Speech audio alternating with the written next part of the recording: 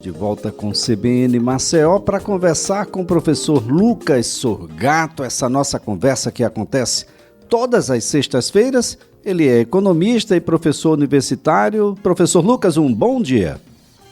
Bom dia, Elias. Bom dia, ouvintes. Bom, o senhor viu a matéria aí, né? IBCBR demonstrando aí de que temos sim crescimento. É um crescimento que agora a gente pode dizer perene, professor? Olha, o IBCBR, como o ouvinte ouviu e como a gente já comentou aqui outras vezes, ele faz a prévia do PIB, tá? Não é o nosso dado oficial do IBGE, porque ele tem um atraso aí de 2 a 3 meses para a divulgação trimestral nacional e de 2 anos para a divulgação do estado e do município, mas ele é um norte. É uma proxy muito bem construída pelo Banco Central e que serve para uma tomada de decisão mais no curto prazo. Isso é extremamente importante para dar confiança aos empresários e aos investidores. Tá? Por quê? Porque se a gente for esperar o do IBGE toda vez, você tem um atraso maior. E a tomada de decisão na economia, ela tem que ser mais rápida. Então, essa é a função do IBCBR. Então, é um índice muito interessante, bem construído. Bom, o Banco Central verifica, então, um aumento de 1,17% nessa última estimativa, o que seria muito bom para a economia. Elias, a gente inicia o ano de 2022 com uma expectativa de crescimento econômico na casa de 0,5%. Tá? A partir do decorrer do ano, de algumas ações, de alguns investimentos, de alguns auxílios, da melhora realmente do aspecto pandêmico, com vacinas e outras coisas, você começa a ter uma retomada da confiança, tanto dos consumidores, das famílias, das empresas, né? Ou seja, de todos os agentes econômicos, e isso faz com que a economia dê uma acelerada. E é o que está acontecendo agora. A grande expectativa e o grande interesse aí, Elias, é que isso daí está sendo acima do esperado. Se esperava, Lucas, um aumento, sim, o aumento ele era esperado, o crescimento era esperado, mas os dados estão vindo melhores do que o esperado. Isso daí que está sendo interessante para a gente analisar, observar nesses índices, Elias, tá? Professor, essa é uma situação bastante interessante, porque como é que isso se manifesta na vida do cidadão comum, que não tem uma ideia muito apropriada do que vem a ser aí esse índice, ou mesmo o que vem a ser PIB? Como é que isso se manifesta na vida do brasileiro, professor? Isso é excelente, Elias. Veja bem, o que o brasileiro tem que olhar? O PIB, ele olha a nosso principal indicador de atividade econômica. Se o PIB está crescendo, ou se ele tem uma previsão de crescer mais, significa, em outras palavras, dizer que as nossas empresas vão vender mais, né? Vão investir mais. Para que elas consigam vender mais, crescer e investir mais, elas têm que contratar mais. Então vamos pegar só esses 2 pontos por enquanto e olhar o ano de 2022. O que é que foi que aconteceu? A gente está tendo uma leve queda da taxa de desemprego. Então a gente chegou a taxa de desemprego de 14%, agora a gente está em 9%. Isso só é possível porque o PIB tem essa retomada. As empresas voltaram a contratar um pouco mais do que antes. Né? Ou seja, nesse aspecto pandêmico, principalmente que prejudicou os 2 anos, você vê a retomada. Então o PIB, ele tem essa associação. Se o PIB está crescendo, significa dizer que está ocorrendo uma melhora na economia, e essa melhora na economia, ela afeta outras variáveis macroeconômicas, como desemprego, como a inflação, como taxa de juros, como taxa de câmbio, como as nossas dívidas públicas e por aí vai. Então, o PIB, ele é algo que dá uma base, né? Mas ele não é uma condição suficiente, Elias, para dizer que o país está melhor ou pior, porque ele é só um dado econômico. O PIB ele não é um dado social, Elias. Agora, professor Lucas Sorgato, o que é que contribuiu para que a gente tivesse aí um desempenho positivo do produto interno bruto? Olha, Elias, alguns setores aqui no Brasil eles estão tendo um desenvolvimento mais interessante, tá? A gente está ouvindo falar muito do agronegócio, tá? O agronegócio, ele não envolve apenas a agropecuária. Se você olhar só a agropecuária, o Brasil tem na composição do seu PIB, que corresponde à agropecuária, apenas 7%. Mas, quando você vai para o agronegócio, que aí você envolve não só a indústria base, mas como indústrias derivadas, você tem a agropecuária representando aproximadamente 28% do nosso PIB, Elias. Isso daí é extremamente significativo, tá? Então você tem uma exportação que cresceu nos últimos anos, tá? Demandas de outros países, falta de alimentos, enfim, o Brasil ele é muito forte nessa questão. Então o agronegócio se ajuda muito. Você está tendo uma recuperação também do setor industrial e você tem uma melhora em alguma parte dos consumos da família por conta da injeção de recursos federais que foram feitos nos últimos anos, né? A evolução da assistência que era dada pelo Bolsa Família para o Auxílio Brasil em termos de valores mensais, isso ajuda a rodar muito a economia. Apesar da taxa de juros alta, o brasileiro ainda continua a ter um volume de operações de crédito dentro do sistema financeiro elevado. Então, outro fator que está ajudando nesse momento.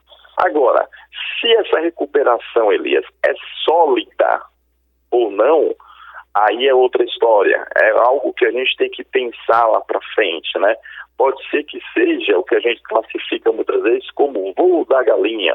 Você tem aqui uma pequena recuperação, mas ali na frente você já tem o pouso da ave e volta a ter uma queda na economia. Essa que é a grande questão. Agora, professor, tem um outro índice aí que deve ser visitado e diz respeito à inflação. Nós temos dados agora do próprio Instituto de Pesquisa Econômica Aplicada, o IPEA, de deflação em todas as faixas de renda. Qual o significado disso, professor? Olha, aqui é muito interessante também. A gente vem falando de inflação, deflação nos últimos meses, né? Mas a gente sempre colocou isso na mesma cesta, Elias. E eu já comentei várias vezes com o ouvinte que a inflação ela é muito específica de segmentos, né? Porque pode ser que eu, Lucas, tenha uma cesta de produtos que seja diferente da cesta de produtos do Elias, da Flávia Iese, do Alex, do presidente Bolsonaro, do candidato Ciro Gomes, enfim, tanto faz. Cada um tem a sua cesta de produtos diferentes, né? E aí vai depender de renda, vai depender de preferência do consumidor, vai depender de qualidade do produto, enfim. E nos últimos meses a gente comentou que ocorreu uma deflação. Mas, ao mesmo tempo que ocorreu essa deflação, vinha o questionamento, Lucas, mas para quem? Então o IPEA, ele fez um estudo, né, pela técnica, que se não me engano se chama Márcia, sobre a deflação em relação às classes de renda. E ela chega em alguns resultados interessantes, tá? Então a gente olha aqui, Elias, por exemplo, variação mensal da nossa inflação, teve uma deflação geral em agosto de 0,36 pontos. Mas onde que caiu mais? E aqui vem um problema, Elias.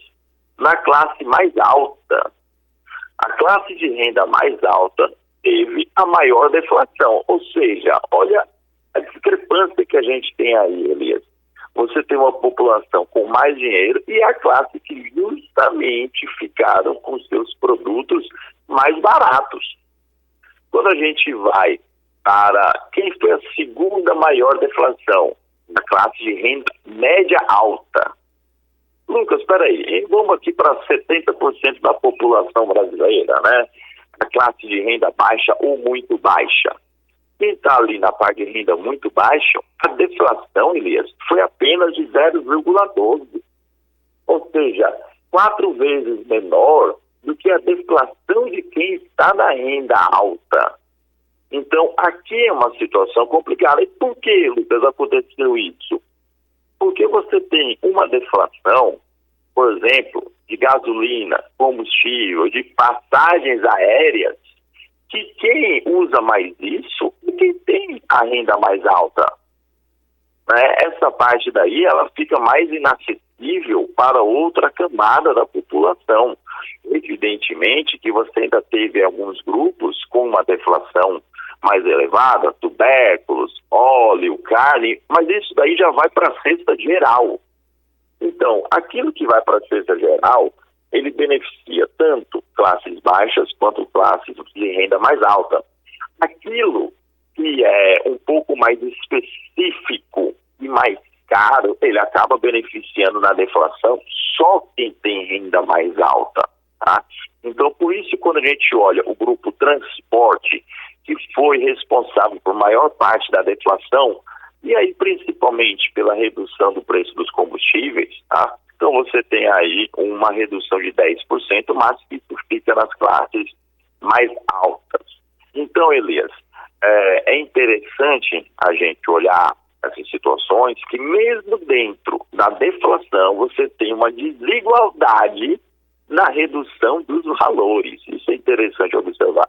Talvez por isso, professor, a gente não encontre essa deflação nas gôndolas do supermercado. É importante destacar de que ninguém bebe gasolina, né? Bebe leite. Aliás, bebia, porque o litro do leite custa 2 litros de gasolina, professor. Exato. E aí essa questão que a gente pensa. Olha, o preço da gasolina caiu. Mas, Lucas, não era para cair dos alimentos em conjunto? Não. Por quê? Porque boa parte do nosso transporte é feito pelo diesel, né? Pelos caminhões. E o diesel não caiu tanto. Eita, caiu a gasolina. Mas quem é, então, que se beneficia com a redução da gasolina? Quem tem acesso ao veículo, ao carro, à moto. E aí você já está indo para camadas da população que tem uma renda um pouco maior. Então, essa lógica, ela é interessante de se dar uma olhada, né? Quando a gente pega alguns dados desagregados, Elias, por alimentação, por habitação, artigos de residência, vestuário, transporte, que é aquilo importante do IPCA, a gente nota aqui alguns produtos, alguns itens. Vamos lá. A deflação maior, ela foi ali na classe de renda alta, por conta de uma redução de 1% na parte de transportes. Fora isso, tudo aumentou. Então, veja bem, Elias, quando a gente diz que deflação, você pensa numa redução geral, mas não foi geral, foi principalmente nesse item transportes, que caiu 0,96. Alimentos, o preço cresceu para todo mundo, basicamente, Elias. Houve inflação para a renda muito baixa, para a renda baixa de 0,08 e para a renda alta também. Habitação, houve um crescimento para a renda alta e uma pequena deflação para a renda baixa. Vestuário, houve aumento de preços para todas as classes. Saúde e cuidados pessoais, que é extremamente importante, Elias. Houve um aumento significativo para o pessoal de renda muito baixa. Então, dentro do estudo, dentro da análise, apesar da gente dizer que no conjunto houve deflação, em itens mais essenciais, por assim dizer, e aí a gente vai colocar a alimentação como primeiro lugar, não houve deflação, houve aumento, houve inflação. Então a gente não pode tirar uma conclusão tão rápida do dado se analisar as nuances. Porque aí eu vou dizer o seguinte, olha, melhorou a qualidade de vida da população, mas será que melhorou mesmo? Eita, Lucas, talvez não. Só um outro exemplo, a gente pegando aqui, aliás, olhando inflação de alimentos, tá? Eu vou comparar a nossa classe de renda muito baixa e baixa com a de renda alta. Na nossa classe de renda muito baixa ou baixa, Os alimentos aumentaram na média, Elias, 3,6%. Para as classes de renda alta, esse aumento foi de 1,7%. Tá? Isso daqui é muito significativo para a gente poder dar uma olhada. Quando a gente olha saúde e cuidados pessoais, a classe de renda muito baixa ou baixa teve aí um incremento de 1,4% ao longo do ano. Já da classe de renda alta foi de apenas 0,7%. Então você vê que nos itens essenciais mesmo, a camada mais pobre, ela está muito mais vulnerável. Bom, só para eu poder aqui, e é claro, o ouvinte, se ele quiser ter acesso ao estudo, do IPEA, muito interessante, mas só para o ouvinte entender, Lucas, eu esqueci de explicar o que é uma renda baixa aqui no estudo, né? Seria uma renda domiciliar mensal abaixo de 1.700. Uma renda baixa fica entre 1.700 e 2.500. Uma renda média baixa entre 2.500 e 4.300.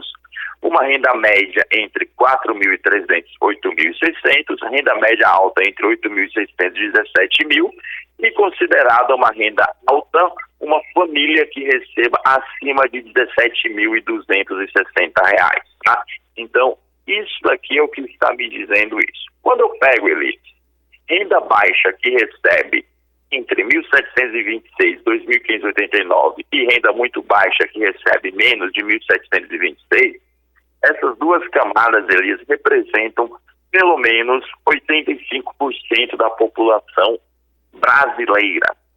85% da população brasileira. Tá? Que, quando a gente olha esses dados, sofrendo aumentos maiores do que da camada de renda média ou alta para cima. Essa é uma situação bastante interessante. Isso nos revela, professor, o quanto é preciso que a gente discuta muito esses números com a abrangência que o senhor coloca agora, de modo a fazer com que as pessoas não peguem o número pura e simplesmente e apliquem como se fosse uma verdade absoluta para todos os segmentos. Devemos lembrar ainda que, muito provavelmente, e aí eu gostaria que o senhor se debruçasse sobre isso, se a queda, aí, a retirada de parte do ICMS lá no segmento de transportes ainda é o grande reflexo para que a gente tenha aí uma queda nos números inflacionários. Com toda certeza. Você teve a retirada, então, do ICMS já uns 45 dias, 2 meses, praticamente, né? O impacto, a gente consegue olhar no preço dos combustíveis, não foi só a queda do ICMS, concomitante, ocorreu também uma redução do preço do barril do petróleo em nível internacional, então isso daí é importante a gente também notar e conversar. Então não foi só uma política, ocorreu uma associação de fatores que levou a essa queda do preço do combustível, que aí está puxando a inflação local, quando a gente olha pelos níveis de renda, para baixo. Tá? Então isso daqui é uma situação bacana que a gente tem que conversar, que a gente tem que notar. Bom, mas está sendo pontual, Elias, colocando de uma maneira bem esdrúxula, a gente não come o combustível, a gente não bebe a gasolina, a gente come um alimento que está em período de alta. Então, essa análise tem que ser importante, né? Eu posso comemorar por um lado e devo, sim, mas eu não posso me esquecer de que existe uma série de outros componentes que a gente também tem que analisar na hora de pensar se a economia está melhorando ou não. Nesse caso da inflação, quando a gente olha, não está melhorando tanto. Por quê? Porque ela está ajudando pessoas mais endinheiradas. Bem, professor Lucas, o que esperar para o ano que vem? Os números, eles devem se manter? Qual a expectativa que tem aí os economistas e as instituições em geral? Olha, Elias, crescimento econômico para o ano que vem, os primeiros analistas estão considerando algo entre 0 e 0,5. né? Eita, Lucas, peraí, bicho, a gente está saindo de um ano de 2022 e a expectativa para o outro ano já é 0,5 exatamente, Elias. Por quê? Você tem dados macroeconômicos de outros países que são muito preocupantes, né? Você tem uma zona do euro com uma inflação muito alta, você tem a moeda euro que está perdendo força e está sendo hoje considerada mais desvalorizada do que o dólar pela primeira vez na sua história. Então você tem certas particularidades, certas nuances que ainda não estão sendo bem computadas na economia, Elias. Então isso aqui é extremamente importante a gente falar para que o ouvinte não ache que 2023 será aquele ano que mudou tudo da água para o vinho, independente de quem será o nosso presidente. Isso também a gente tem que conversar, tá? Assim que ele assume, o presidente ainda não consegue mudar tudo rapidamente e a economia se transforma. Não. Então você tem um ano aí considerado um pouco mais complicado, Elias. Muito bem, professor Lucas Sorgato, a nossa gratidão por essa conversa que temos num dia tão especial hoje, né? 205 anos do estado de Alagoas. Economicamente, professor, a gente pode dizer que é uma comemoração para o estado? Olha, Elias, o estado ele teve um grande avanço, sim, nos últimos anos, economicamente e socialmente. Então, em análise comparativa, sim, a gente tem muito o que comemorar nesses últimos 10, 12, 15 anos com ações que foram feitas. Temos muitos problemas ainda para resolver, principalmente na parte da fome, na parte da pobreza, mas eu acredito que o Estado tem bons caminhos a trilhar ainda, Elias. Muito bem. Professor Lucas Sorgato, um excelente feriado, um ótimo fim de semana para o senhor. Muito obrigado para você também, para todos os ouvintes.